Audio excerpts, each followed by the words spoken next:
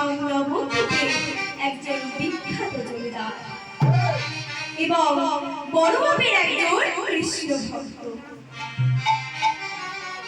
তাহলে বড় ভক্ত শ্রীরামচন্দ্রপুরী মনের বাসনাটি পূরণ করার লাগে প্রভু আমার ওই বড় ভক্তের গৃহে গিয়েছিলেন এবং তার এই মনের বাসনাটি তা পূর্ণ করেছিলেন।